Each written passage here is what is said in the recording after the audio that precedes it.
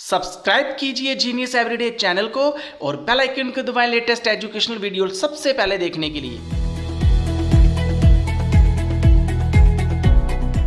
Hello students, कैसे हैं आप सब। आज हम पढ़ेंगे प्रॉब्लम ऑफ एज।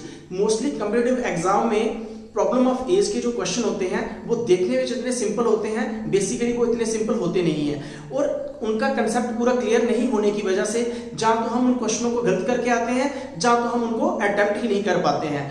आज की वीडियो में मैं आपको ये सारा समझाने की कोशिश करूंगा कि अगर किसी की एज प्रेजेंट में है तो अगर हमें उसकी एज को फ्यूचर में लेके जाना है तो हमें क्या करना होता है, अगर हमारी एज प्रेजेंट में है तो हम पास्ट में कैसे लेके जा सकते हैं, हम अपनी एक पास्ट की एज को फ्यूचर में कैसे लेके जा सकते हैं। आज के वीडियो में हम यह भी सीखेंगे कि जो एज डिफरेंस होता है, दो या दो से ज्यादा लोगों के बीच में एज का डिफरेंस दिया गया होता है, उसका क्या कंसेप्ट होता है। इसके साथ साथ अगर फादर की प्रेजेंट एज दी गई है उसके सन की एज को कैसे निकालना है, सन की एज दी गई है तो उसकी मदर की एज को कैसे निकालना है।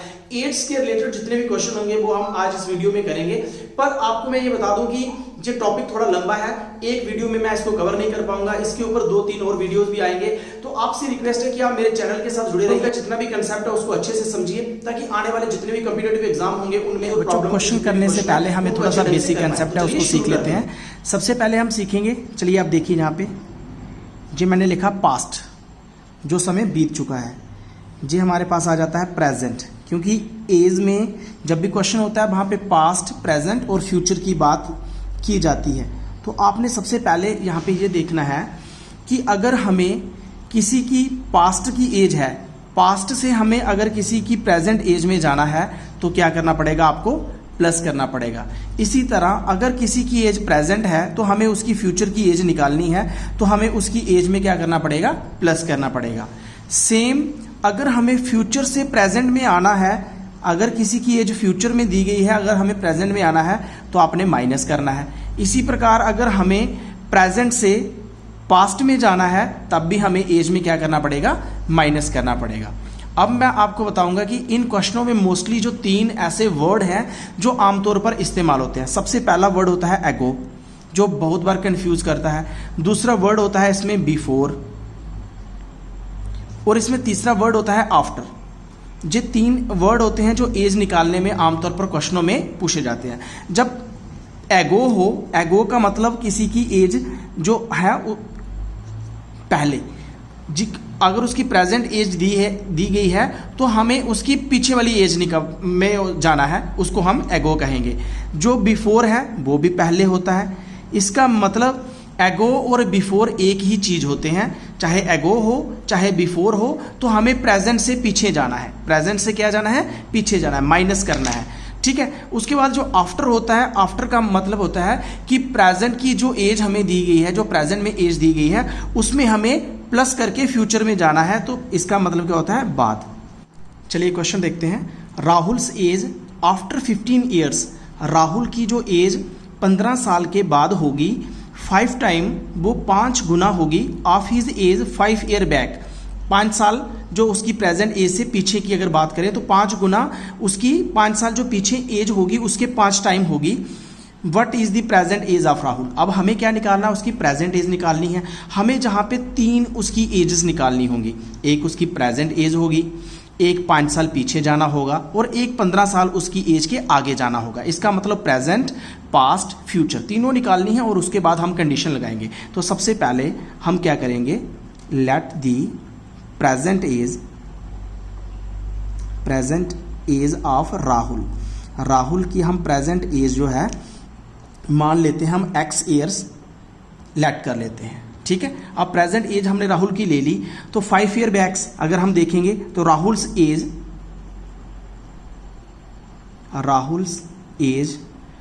5 years back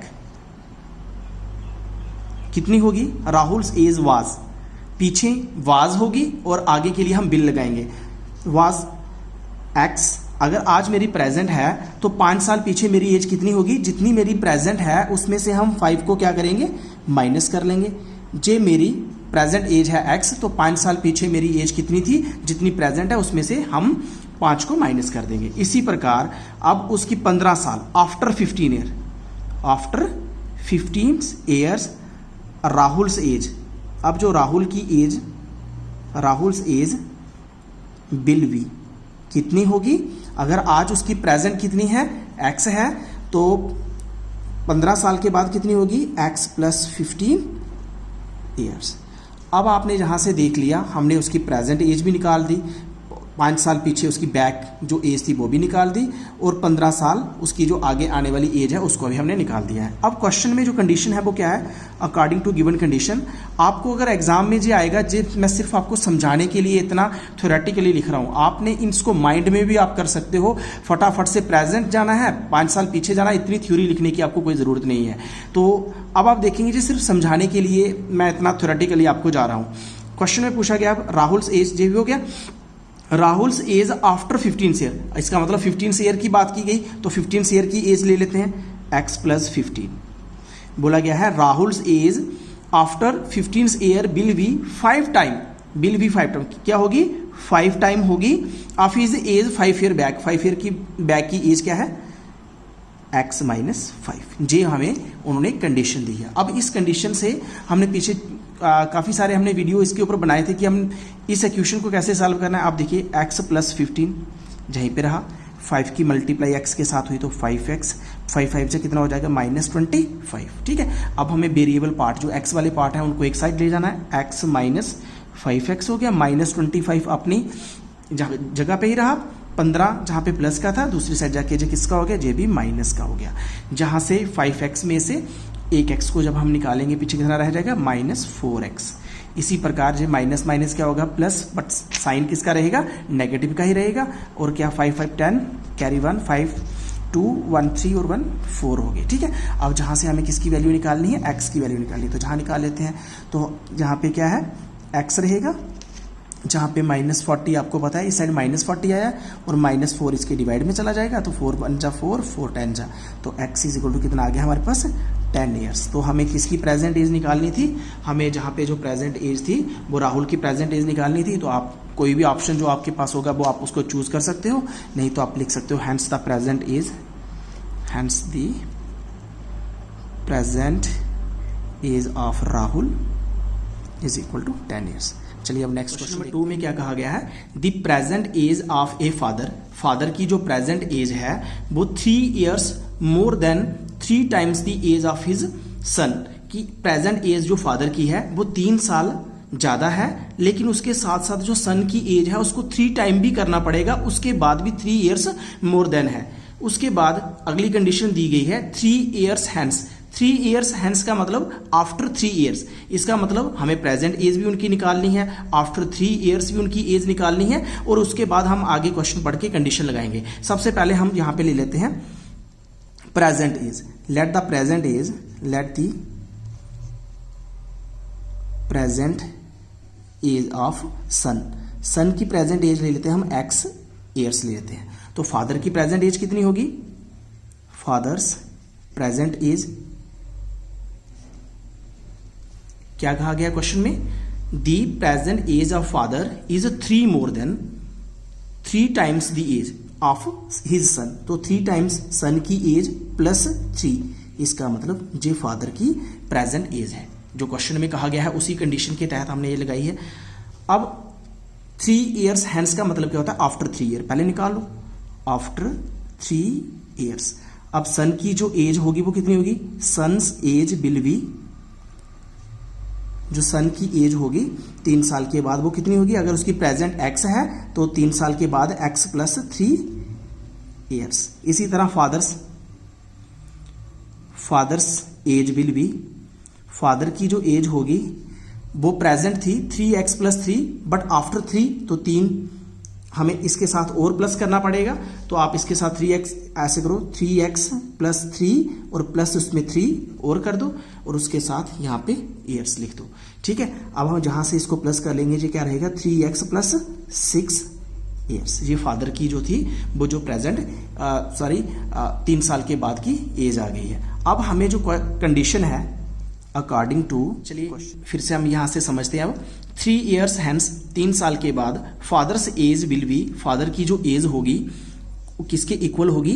10 year more than, 10 साल ज़्यादा twice the age of the son, son की एज को ट्वाइस भी करना पड़ेगा। जो आफ्टर 3 ईयर्स की एज है उसमें सन की एज के साथ ट्वाइस प्लस 10 ईयर करेंगे तभी वो फादर की एज के इक्वल होगा। तो इसका मतलब चलिए हम जहाँ से कंडीशन लगाते हैं, कंडीशन लगाने में हमें कहा गया है आफ्टर जो 3 ईयर्स फादर की एज थी 3x प्लस 6 थी इज इक्वल टू वो बेटे के कब होगी, उसके twice the age of son. तो age of son after 3 years थी x प्लस 3 और उसमें 10 मोर करना पड़ेगा। अब जहाँ से हमें क्या करना है 3x प्लस 6 2 की इंटू x के साथ हुई तो 2x प्लस 3 2 जा 6 प्लस कितना हो जाएगा 10 हो जाएगा। अब हमें यहाँ से क्या करना है, सबसे पहले 3x प्लस 6 इधर रहेगा, 2x भी इधर रहेगा, ये कितना हो गया इनको प्लस किया 16। अभी हमें जो वेरिएबल पार्ट है उसको मूव कर देना है, 3x minus 2x is equal to 16 minus क्या हो जाएगा 6 हो जाएगा जब इस साइड से इस साइड ट्रांसपोज करेगा। अब जहाँ पे देखिए जहाँ पे x आ गया क्योंकि 3x में से 2x निकाला तो x रहा, जहाँ पे कितना आ गया 10। इसका मतलब जो x थी वो किसकी एज थी, जहाँ पे जो x थी वो सन की एज थी, वो कितना आ गया 10 ईयर्स आ गया। लेकिन प्रेजेंट एज हमें जो क्वेश्चन में पूछा गया है, चलिए हम क्वेश्चन को एक बार देख लेते हैं। जहाँ पे हमें क्वेश्चन में जो पूछा गया है find the present age of, यहाँ पे हमें जो प्रेजेंट एज निकालनी है वो फादर की निकालनी है, पर आपको पता है प्रेजेंट एज ऑफ फादर, तो देयरफॉर यहाँ पे हम देखेंगे present age of father. Father की जो प्रेजेंट एज थी वो आपको पता है, प्रेजेंट एज हमने उसके फादर की थी वो कितनी थी, वो थी 3x प्लस 3 ईयर्स। अब यहाँ पे हमें x की वैल्यू को सब्सटीट्यूट कर देना, 3 इंटू 10 प्लस 3 और साथ में क्या आएगा ईयर्स। तो 3 इंटू 10 करेंगे तो कितना हो जाएगा 30 प्लस 3 करेंगे तो इसका मतलब उसकी जो प्रेजेंट एज है वो 33 ईयर्स है। अभी नेक्स्ट क्वेश्चन कर लेते हैं। चलिए क्वेश्चन नंबर 3 देखते हैं जो कि मोस्ट इंपॉर्टेंट क्वेश्चन है। The product of the age of Sunil and Neha, Neha और सुनील की एज को अगर हम प्रोडक्ट करते हैं तो उनका प्रोडक्ट कितना आता है 240। पहली बात। दूसरी बात जहां से ये बोली गई है if twice the age of Neha, अगर हम नेहा की एज को ट्वाइस करेंगे इज मोर देन सुनील से, तो ट्वाइस करने से वो सुनील की एज से कितनी बड़ी हो जाएगी, एज बाय 4 ईयर। उससे इस नेहा की एज को अगर हम ट्वाइस करेंगे तो नेहा और सुनील की एज में जो डिफरेंस आएगा वो कितना आएगा 4 ईयर्स का आएगा। तो जहां से हमें नेहा की एज निकालनी है, ना तो हमें सुनील की एज दी गई है ना तो नेहा की दी गई है, दोनों के एज का प्रोडक्ट दिया गया है। पहले हम एक की लेट कर लेंगे, दूसरे की निकालते हैं वहां से। चलिए जहां से हम सुनील की एज को लेट कर लेते हैं, let the age of Sunil.